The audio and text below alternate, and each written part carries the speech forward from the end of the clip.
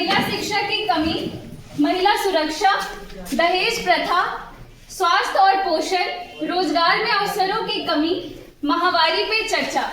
तो घरेलू हिंसा तो सबको पता है कि क्या होता है, फिर भी लोग झेलते हैं इस चीज को और बर्दाश्त भी करते हैं। तो उसके लिए जो समाधान निकाला जा सकता है वो ये है कि ग्राम सभा में इसका बैठक करवाया जाए और इस पे जो महिलाएं इस चीज को फेस कर रही हैं उनके लिए उनको न्याय दिलाया जाए।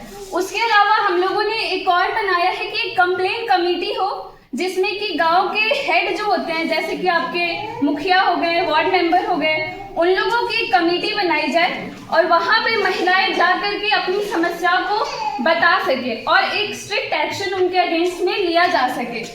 उसके बाद बाल विवाह जो है, बाल विवाह के लिए सबसे ज्यादा जरूरी चीज है कि लोगों में जागरूकता होनी चाहिए कि बाल विवाह नहीं होना चाहिए। अगर फिर भी बाल विवाह हो रहा है तो बाल विवाह करने वाले लोगों को और उनके पूरे परिवार को जितनी भी सरकार की योजनाएं हैं, सुविधाएं हैं, उनसे वंचित कर देना ही सही डिसीजन होगा। उसके बाद है महिला शिक्षा की कमी। तो महिला शिक्षा की कमी में क्या है कि सबसे पहले अगर फ्री एजुकेशन, फ्री मुफ्त की शिक्षा अगर दी जाती है तो सारी महिलाएं, सारे बच्चे स्कूल जाकर के अपनी पढ़ाई कर सकेंगी। उसके बाद है हमारा दहेज प्रथा। तो दहेज प्रथा के लिए जो हमने समाधान निकाला है वो ये है कि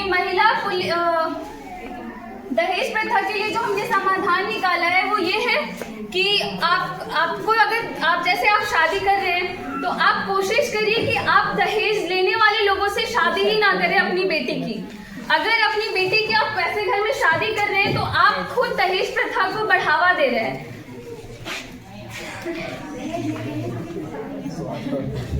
ऐसा नहीं है कि सारे लोग दहेज लेने वाले ही हैं, बहुत सारे ऐसे लोग। तो पोषण, तो स्वास्थ्य और पोषण की अगर हम बात करें तो जैसे कि जो महिलाएं, जो गर्भवती महिलाएं होती हैं उनके लिए अस्पतालों में पूरी तरीके से डॉक्टर और नर्सों की उपलब्धि होनी चाहिए।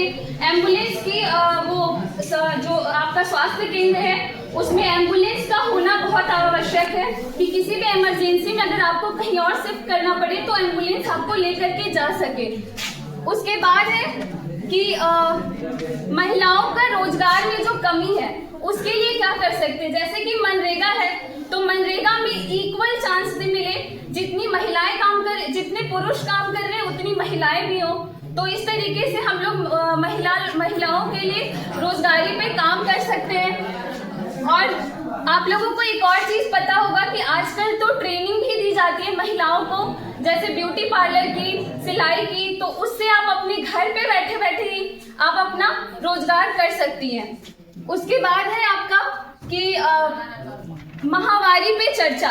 हम लोग इस पे चर्चा नहीं करते हैं, लेकिन स्कूल में, आंगनवाड़ी केंद्र में या फिर समूह में इस पे चर्चा होनी चाहिए। लोगों को महिलाओं को खास तौर पे इस बारे में जानकारी देनी चाहिए कि इस पे बात करना कितना आवश्यक है। और उसके अलावा अगर मैं बात करूं तो सैनिटरी नैपकिन का इस्तेमाल वो सबसे आवश्यक है कि आप घर पे गंदा कपड़ा इस्तेमाल ना करके आप सैनिटरी नैपकिन का ही इस्तेमाल करें। और सैनिटरी नैपकिन का इस्तेमाल कर रहे हैं तो उसको आपको डिस्ट्रॉय भी करना है, तो उसके लिए आप क्या करते हैं, गड्ढा खोदते हैं और उसमें उसको डंप कर देते हैं। वो बहुत गलत तरीका है। उसके लिए सरकार द्वारा इंसिनरेटर का इस्तेमाल करना, जो कि आपके जो स्कूल्स हैं उसमें उसको लगवाना, उसका एस्टेब्लिशमेंट कराना। और उसके अलावा आप नॉर्मल भी कर सकते हैं कि आप नॉर्मल ईंट लगा करके और उस पर पैर डाल करके और उसको जला के उसको डिस्ट्रॉय कर सकते हैं। तो ये हमारा था। धन्यवाद।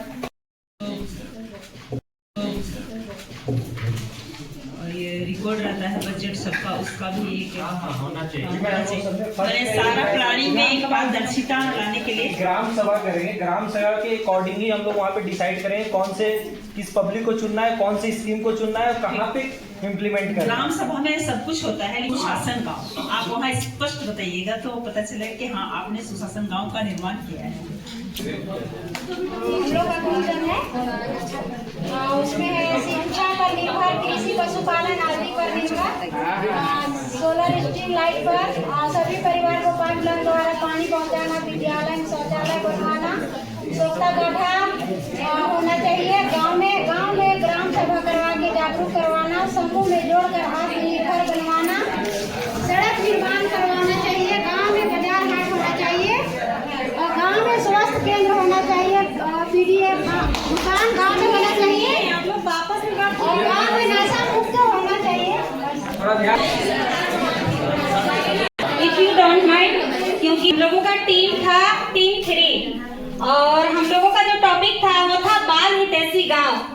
और इसमें जो है बाल संबंधित कठिनाइयां, यानी कि हमारे और आपके गांव में जो बाल कठिनाइयां होती है, जो बच्चों के साथ में जो कठिनाइयां होती है, उसके बारे में हम लोग यहाँ पे लिखे हैं। ठीक है, तो जो भी कमी बेसी होगा उसको बताइएगा आप लोग जरूर।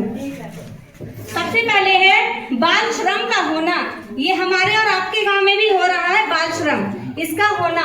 दूसरा है सरकारी योजनाओं का धरातल पर नहीं उतरना, यानी कि बच्चों के जितने भी सरकारी स्कीम है वो स्कीम को बच्चों तक नहीं पहुंचाना। उसके बाद में है तीसरा है शिक्षा के प्रति जागरूकता का नहीं होना, यानी कि सरकारी स्कूलें तो हैं लेकिन हम बच्चों को उस स्कूल तक नहीं पहुंचा पा रहे हैं, जिसके कारण बच्चे क्या हो रहे हैं, आज हमारे बच्चे इस दौर में रहकर भी अनपढ़ हो रहे हैं। आगे है चौथा टॉपिक है बाल तस्करी का होना, यानी कि बाल तस्करी दूसरे जगहों पे बाल बच्चों को क्या कर रहे हैं, हम काम के लिए भेज रहे हैं, उसकी तस्करी कर रहे हैं, ये हमारे और आपके गांव में भी हो रहा है। आगे है पांचवा है बाल विवाह का होना, यानी कि कम उम्र में शादी कर देना, ये हर जगह है। और आगे है बाल हिंसा का होना, बाल हिंसा का मतलब सभी लोग समझ रहे हैं कि बाल बच्चों को उत्पीड़न करना, प्रताड़ित करना। आगे है बाल सभा का नहीं होना, ना हमारे यहाँ कभी हुआ है बाल सभा, ना आपके यहाँ हुआ है, ये भी एक अहम टॉपिक है। आगे है स्वास्थ्य एवं स्वास्थ्य के प्रति जानकारी ना होना। उसके बाद में है बाल केंद्र का ना होना, ये कहीं भी नहीं है हमारे पूरे इटकी प्रखंड में, कहीं पे भी बाल केंद्र नहीं है। इसका निवारण क्या है, इसको हम लोग देखेंगे। बाल हितैषी गांव का निवारण पहला है 100% बाल श्रम मुक्त होना। आगे है सरकारी योजनाओं का 100% धरातल पर उतरना, यानी कि बच्चों से रिलेटेड जितनी भी सरकारी योजनाएं हैं उन सारी योजनाओं का जानकारी सभी बच्चों और उनके गार्जियनों को होना।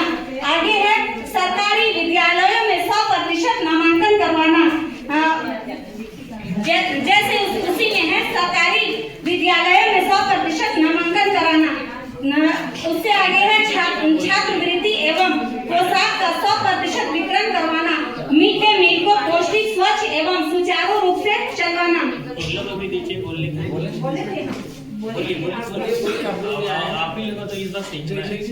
बोलिए ना, उसको खाली पढ़िए ना, उससे कोई अर्थ नहीं। दूसरे में और तीसरा उसमें है कि मिड डे मील को पौष्टिक, स्वच्छ एवं सुचारू रूप से चलाना। तीसरा है शिक्षा के प्रति जागरूकता लाना, जैसे शिक्षा हमारे जीवन में कितनी जरूरी है और क्यों है, इसके बारे में बच्चे और उनके माता पिता को इसके बारे में जागरूक करना। चौथा है बाल तस्करी को रोकना। पांचवा है बाल विवाह को रोकना। छठा है 100% बाल हिंसा मुक्त करना आपके और सारे गांव को। सातवां है बाल सभा का गठन करवाना। बहुत जगह लोग बाल सभा को उतना महत्व नहीं देते हैं, तो ये समझना भी जरूरी है कि बाल सभा उतना ही जरूरी है जितना कि ग्राम पंचायत का होना जरूरी है। उसके बाद है बाल स्वास्थ्य एवं स्वच्छता के प्रति 100% जानकारी देना। जब तक हम लोग सबसे पहले सारे लोगों को अच्छे से जानकारी नहीं देंगे तब तक उसका महत्व नहीं समझ में आएगा। और आखिरी है बाल केंद्र स्थापित करना।